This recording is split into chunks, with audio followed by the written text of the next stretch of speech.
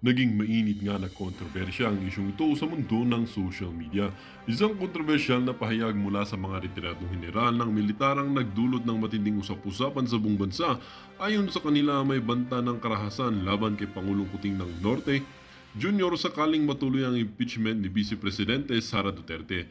Ang isyu ng impeachment ni Vice President Sara ay naging hot topic matapos ang mga alegasyon at tensyon sa loob ng gobyerno kung saan ang mga retiradong general ay tila nagbigay ng babala na maaaring magbunsod ng marahas na akbang laban sa kasalukuyang administrasyon. Ang banta ay naging usap-usapan sa social media at mga forum na nagdudulot ng takot at pangamba sa mga miyembro ng pamahalaan pati na rin sa mga mamamayan na nag-aalala sa seguridad ng bansa. Marami ang nagtataka kung ano ang mga puwersa ang maaaring magtulungan upang isulong ang ganitong uri ng pahayag at kung ito ba ay kaugnay sa mga nagdaang politika o hidwaan sa pagitan ng mga Duterte at ng Kuting. Samantala, isang mas nakakagulat na detalye ang lumutang sa mga pahayag ng mga retiradong general ay ang pagsasabing si dating Pangulong Rodrigo Roa Duterte ay may kaugnayan sa pamilya ni Jose Rizal, ang pambansang bayani ng Pilipinas. Ayon sa kanila, si Duterte ay malapit na kadugo ni Rizal, isang pahayag na ikinagulat ng marami lalo na ang historiador at eksperto. Bagamat hindi pa ito kumpirmado, marami ang nagsasabi na mga pahayag na ito ay nagpapakita ng mas malalim na koneksyon at interes ng pamilya sa kasaysayan ng bansa. Habang mga pahayag ng mga retiradong general ay nagdulot ng kontrobersya, ito ay patuloy na pinapalawak sa iba't ibang media platforms. Ang mga isyu ng impeachment at mga pahayag ukol sa koneksyon ng pamilya Duterte at Rizal ay nagdulot ng matinding debate o debate sa mga sektor ng lipunan mula sa political analysts, historians at maging sa mga ordinaryong mamamayan na naghahanap ng mga kasagutan ukol sa mga bagong usapin sa politika ng Pilipinas. Well, para nga sa kabuang detalye ay panoorin nyo na lamang ang buong video at kung hindi ka pa nakapag-subscribe ay mag-subscribe ka na para lagi kang maging updated sa mga ating mga bagong videos na upload araw-araw. At huwag niyong kakalimutan mag-subscribe. Maraming salamat po and God bless.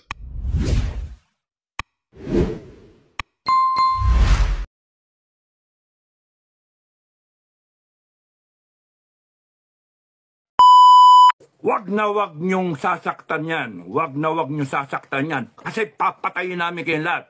Uubusin namin kayo. Yan ang threat sa presidente. Putangin na nyo lahat. Subukin nyo kami ngayon. Gago kayo. Wag niyong gagalawin si Inday. Naghihintay lang yung grupo ko eh. Naghihintay lang. Tangina ninyo. Gago kayo. Sige, kulong nyo. Pinakamaganda niya, kulong nyo. Kulong niyo si Inday. Tangina ninyo, hindi nyo kami matatakot. Kami mismo sa FGF, hindi nyo kami matatakot. Mga gago kayo. Pati kayo, Kongreso, binaboy nyo Kongres, hayop kayo, kontem kayo, yayabang ninyo. Mga bopol naman kayo, mga tanga. Mga hayok na hayok kayo sa kapangyarihan eh. Wala talaga yung ano mo, reasoning mo eh. Bobo ka talaga eh. Pangag ka eh. Binabasa mo pa eh. Hindi galing sa puso eh. Binabasa mo eh. Hindi mo ginaya si Duterte, no? You still respect tong tanga na to, kahit tanga, you still respect her because she is the vice president. She was elected by the people. Is she a threat to national security? Of course not! Putangin na sino nag-a-advise dyan sa presidente national threat, no? Ang threat to national security is a president na nagdodroga. That is a threat to national security. Corruption is a threat to national security. Corruption, a threat to national security. Kasi pagka nagnanakaw ka, hindi umaabot sa mga kababayan natin ang dapat na serbisyo. Hindi nabibili ng armed forces yung kanyang dapat bilhin na equipment. Therefore, mahina yung armed forces. Kaya threat to national security. Hindi nagagawa ng gobyerno yung dapat niyang gawin in terms of services, in terms of delivery ng mga dapat basic needs. Yung food security natin, import tayo ng import. Therefore, yung pagnanakaw ng Congress is a threat to national security. Yung droga na yan is a threat to national security. Mga hinayo pa kayo? Congress is a threat to national security. Yung ginagawa niyan, nandyan yung nga NPA. That is a threat to national security. Bopol, kayong lahat. Ina ninyo, tapos pipilit nyo, Inday is a threat to national security. No, Inday is a threat to your political ambition. Mga gago. Tangina nyo, gagaguhin nyo taong bayan. Inday Sara Duterte is a threat to your political ambition. Is a threat to your activities of corruption. tangina nyo. And we will polarize. Para kay Inday, maggago kayo.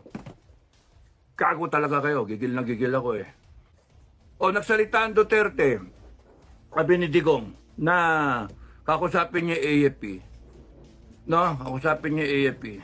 Tapos nun eh, inaano niya, binabalik niya doon sa mga pera-pera. Because kung lahat kayo nakikinig sa akin, doon kayo pumunta kay Marcos. Ibig sabihin ni Duterte, you demand the explanation. You demand. Tanginang yan. Itong Marcos na to, gagamitin mo ngayon yung konstitusyon. Ha? Gagamitin niyo yung konstitusyon laban doon sa kay Sara. Eh si Inday Sara nga, she's implementing the constitution. She's abiding by the constitution. Kaya kayo nandyan pa. Kasi hindi siya nagtatawag ng revolusyon. Hindi siya nagtatawag ng taong bayan. Tanging mga hayop kayo. Sinabi ko again, Marcos and everyone na connected with Marcos, kaya kayo nandyan, kasi ang mga Duterte, whether they are hesitant or not, ay hindi pa tumatawag ng talagang totoong tao, people power. Wala. Minadinig ba kayo? Lumabas na kayo sa kalsada at tapusin na natin to? Minadinig ba kayo? Ang nagtatawag lang, mga vlogger. No? Mga supporter ng vlogger. Mga nananawagan. Supporter na tayo, labas na tayo. Eh, hindi nyo nga. Kaya nga nakakainis ang Pilipinas eh. Nakakainis. So, una kay Inday, yung statement ni Inday, ano masama doon magalit yung tao? Gago kayo eh. Magalit yung tao. Ano ngayon? Tinatarantado niya yung tao niya. She's just being a leader. Between Marcos and Inday, mas leader tong Inday kaysa sa iyo, Marcos. Ikaw, Marcos, sinabi na sa iyo, BBM, sinabi sa iyo, ang dapat dyan, pinatigil mo yung Congress sa contempt. Anong ginawa nyo? Dinagdagan nyo pa. Dinagdagan nyo pa ng araw. Tanga kayo. Bopol. O, tapos noon, sasabihin mo pa, hindi palalagpasin. Meron pa kayong pinachichismis. Tinatakot nyo taong bayan. Uhuliin na si Inday.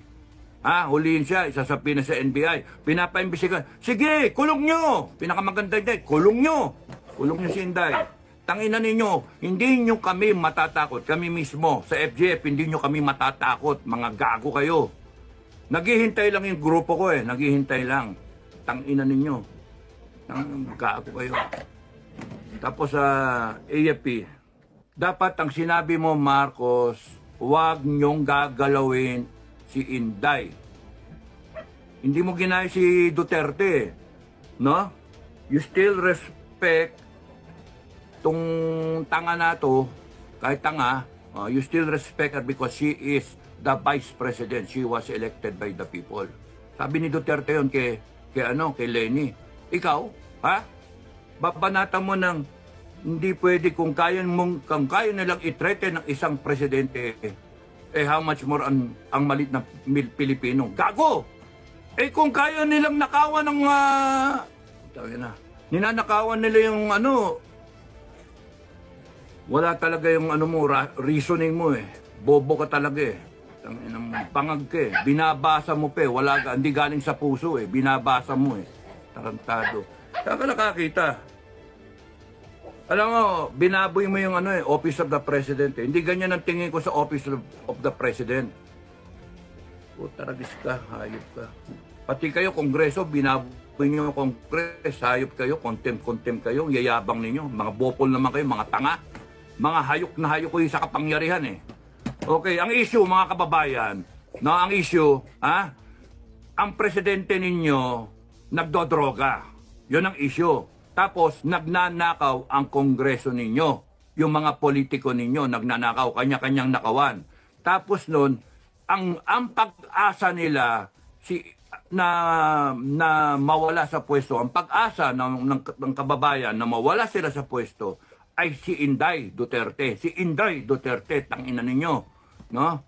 Kaya kinakailangan nilang pigain si Sara Inday. Ngayon yung ginawa ni Inday, nagsalita. No? Is she a threat to national security? Of course not. Putang ina, sino nag-a-advise dyan sa presidente national threat, no? Ang threat to national security is a president na nagdodroga. That is a threat to national security. Corruption is a threat to national security. Corruption, a threat to national security. Kasi pagka nagnanakaw ka, hindi umaabot sa mga kababayan natin ang dapat na serbisyo. Hindi nabibili ng armed forces yung kanyang dapat bili na equipment. Therefore, mahina yung armed forces. Kaya threat to national security. Hindi nagagawa ng gobyerno yung dapat niyang gawin in terms of services, in terms of delivery ng mga dapat, basic needs. Yung food security natin, import tayo ng import. Therefore, yung pagnanakaw ng Congress is a threat to national security. Yung droga na yan is a threat to national security. Mga hinayo pa kayo? Congress is a threat to national security. Yung ginagawa niyan, nandyan yung nga NPA. That is a threat to national security. Bopol, kayong lahat.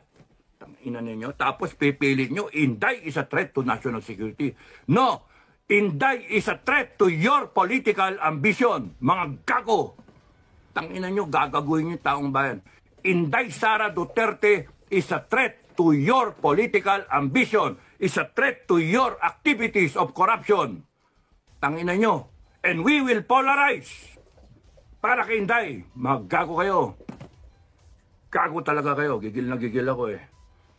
Okay. She is not a threat to national security, mga kababayan. Tandaan nyo yan. She is the hope of this country. She is the hope of this country. Tandaan nyo yan. At doon kami tayo. Wag na wag nyong sasaktan yan. Wag na wag nyong sasaktan yan. Kasi papatayin namin kayong lahat. Uubusin namin kayo. Yan ang threat sa presidente. Putang ina nyo lahat. Subukin nyo kami ngayon. Gago kayo. Tangina ninyo. The only reason kaya kayo nandyan is because yung taong bayan tanga. Hindi kumikilos. Hindi the people of the Philippines cannot get their acts together. The people of the Philippines do not know their power. All power emanates from the Filipino people. All power. Tangina nyo. All authority comes from the Filipino people. Escolastico Duterte Jr. links the Duterte clan and the Rizal clan by marriage. Escolastico Duterte Sr. and Sara Duterte are distant relatives. Parang third cousins 4 times removed. Ganun kalayo. Pero may shared ancestor pa rin sila. Escolastico Sr. had a son, Escolastico Jr., who married Concepcion Rizal Herbosa, the daughter of Lucia Rizal, who was the sister of Jose Rizal. There was also a newspaper article mentioning that Rizal's sister had a speaking engagement in Cebu in front of the Fiati and Southern Colleges communities, which Escolastico was associated with. So, Escolastico Duterte Jr. links the Duterte clan and the Rizal clan by marriage. Di nyo ina-expect yun, no? Magbasa tayo ng lumang balita. On January 16, 1912, the Cebu Chronicle published a story on their front page, Authorities Who Prevaricate. I had to Google that. It means to be evasive o may tinatago. The headline continued, Mr. Duterte of Cebu denounces the bad practices of the President and Chief of Police of Cebu. Hala, deja vu. The story was referring to Escolastico Duterte, who wrote the American Governor General William Cameron Forbes. Share ko lang, Forbes Park in Makati was named after him. Escolastico accused the municipal president of Cebu, the equivalent of mayor, of corruption. Kasi to raise funds for his re-election, nagpa-lottery si municipal president Vicente Teves, and he bribed the chief of police to help run it. Ganun yung story. The open letter to the Governor General was originally published in La Democracia the week before. It was later picked up by the Cebu Chronicle and other newspapers. So medyo nag-viral siya. 2 days later, January 18, 1912, editors published a letter from Duterte saying he did not write the first letter. His signature was forged and someone stole his identity, kumbaga. Maraming familiar intrigue at drama sa buhay ni Escolastico. Escolastico Duterte was mentioned in newspapers for his work with the church and his affiliation with the Southern Institute of Cebu. Ito yung genealogy angles. Escolastico Duterte Sr. and Sara Duterte are distant relatives. Parang third cousins 4 times removed. Ganun kalayo. Pero may shared ancestor pa rin sila.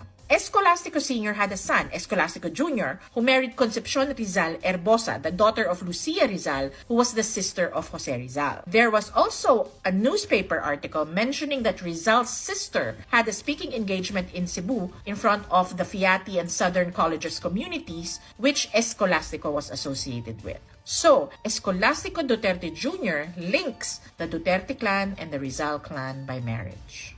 Di nyo ina-expect yun, no? Genealogy can be fascinating and at the same time make no sense. O, diba? Meow meow. Let us look at the paternal lineage of the Dutertes of Davao. Sara Duterte is a Filipino politician born in 1978. She attended San Pedro College and completed BS Respiratory Therapy in 1999. She switched gears, studied law, and became a lawyer in 2005.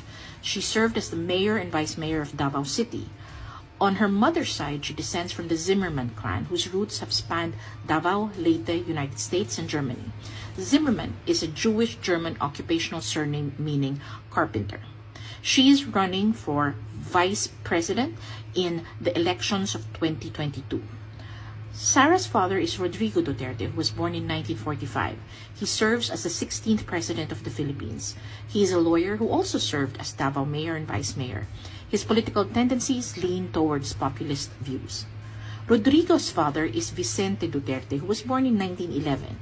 He served as mayor of Danao, Cebu, and governor of Davao. He was appointed secretary of the Department of General Services by President Marcos, but he resigned from this position, disillusioned by corruption. His wife Soledad was a staunch critic of the Marcos regime and led the Yellow Movement in Davao in the 1980s. Vicente's brother Ramon served as mayor and vice mayor of Cebu. Vicente's father was Facundo Duterte, who was born around the 1870s in Danao, Cebu. Facundo's brother Severo had a daughter, Beatriz. Beatriz married Ramon Durano, who was a Marcos loyalist and the patriarch of the Durano political dynasty in Danao, Cebu. Ramon Sr. had a daughter named Beatriz, who married Emerito Calderon, who built his own dynasty in Samboan, Cebu. Facundo's father was Isabelo Duterte, who was born around the 1950s in Danao, Cebu. Isabelo was an illegitimate child and carried his mother's name. He acquired land in Danao and Carmen in the 1870s. When he died in 1901 in Cebu, he was described as an haciendero of Danao. Isabelo was an illegitimate son of Maximo Veloso, who was born in 1814 in the Parian district of Cebu, which hints of Chinese ancestry. Maximo had a brother, Gavino Veloso, who was among Cebu's wealthiest throughout the 19th century, with real estate holdings in Binondo. Maximo's descendants from his legitimate children married into the Osmeña family of Cebu. Contrary to popular belief, the Dutertes were never political outsiders. The family has been deeply entrenched in the politics of Cebu and Davao for centuries, and of late, the nation. O, diba? Putang ina ninyong lahat. Martin Romualdez, Lisa Marcos, Bongbong Marcos. Anong ginawa ko? Binigay ko sa DepEd! Putak na mukha! Wala ka ngang posisyon sa gobyerno, namimigay ka ng pera ng gobyerno eh. Putang ina ninyo. Sino ang corrupt? Yung mga congressman na yan na nag-hearing, anong sinasabi nila? Pagkatapos, pag na-off na ang mic, pag wala ng media, pasensya na kayo ha. Kailangan kasi namin ng pera. Mag-eleksyon na kasi. Lisa Marcos, naalala mo? Nagpadala ka sa akin ng video? Sinabihan mo ako saan kukunin ang pera. Pinakita mo ang muka ng tao doon sa video message mo. Hi, this is she's been working with us for the longest time. We trust her. You sent me written instructions about money. Millions a month. Anong nakalagay doon sa envelope? DepEd. Anong ginawa ko? Binigay ko sa DepEd. Putak na mukha.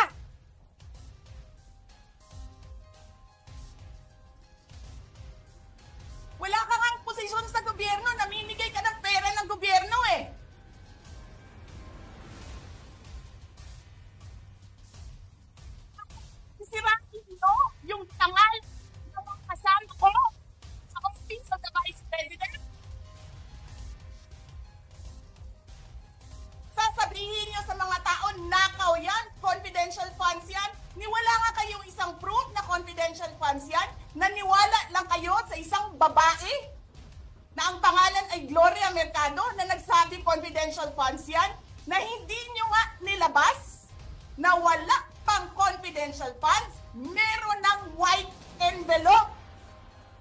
Kasi 2022 pa lang, tangina mo ka, may utos na ng pera sa DepEd. Tapos kami yung nagsisinungaling? Nagpipigil ako eh. Kasi gusto ko lang magtrabaho. Gusto ko lang tapusin nyo na yung show ninyo dyan sa House of Representatives para makabalik na kami sa trabaho namin. Tapos ganyan ang gagawin ninyo sa amin? Dahil hindi kami sumusunod sa inyo? Dahil ayaw na namin tumulong sa inyo?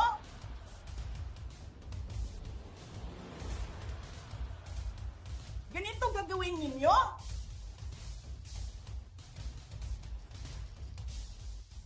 Presidente ka, may speaker ka na involved sa bribery ng Supreme Court justices.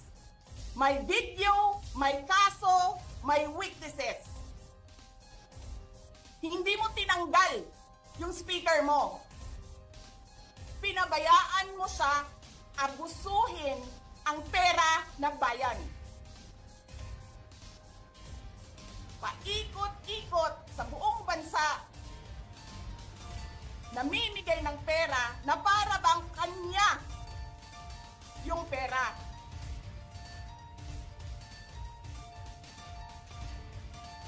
Eh di ba nga, lagi niyo sinasabi separation of powers? Anong trabaho ng legislative branch? Gumawa ng batas. Anong ginagawa ni Martin Romualdez? Nagdidirect ng DSWD, namimigay ng ayuda,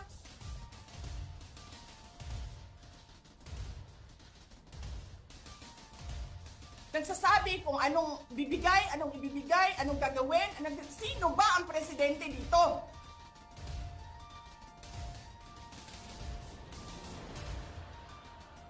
Alam nyo, alam namin, mali ang ginagawa ninyo. Sinabihan ko lang mga kasama ko sa Office of the Vice President, pasensya na, sumunod na lang tayo para matapos na sila.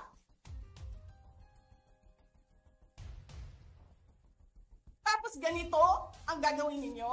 Alam namin, walang contemptuous doon sa ginawa ni Yusek Lopez. Wala. Lahat ng tanong, sinagot niya. Pumunta siya. Maayos siya kumausap. And then sasabihin ninyo sa amin, bakit kami susulat sa COA? Bakit hindi kami susulat sa COA? Hindi tapos ang appeal namin. Hindi tapos ang audit namin. Tapos puhaghag na ninyo tanan ang isubmit namo sa COA? Hindi. Sobra kahayahay ninyo ng mga tao. Kaming lahat, sa Office of the Vice President, Monday to Friday ang mga trabaho namin. Sa ibang opisina, Monday to Friday. I'm not saying na bawal yan. But, alam mo yon, that is something that civil service should think about. May mga opisina ng gobyerno, 4 na araw lang pumapasok. Yung iba, 5 araw pumapasok. Nandyan sa daan, sa init, sa ulan, nandun sa bundok, naglalakad, tumatawid ng mga sapa, Monday to Friday, mga government employees. And then we have a House of Representatives. Monday to Thursday lang ang trabaho.